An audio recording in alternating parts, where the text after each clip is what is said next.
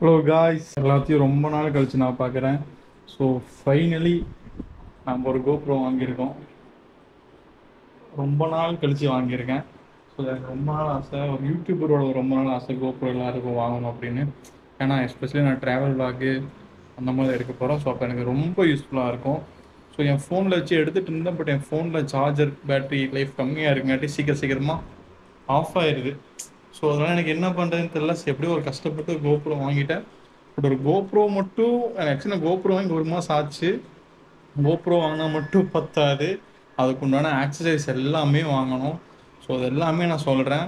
கிட்டத்தட்ட எனக்கு இப்போ வரைக்கும் ஒரு 40,000 சம்திங் ஆகிடுச்சு.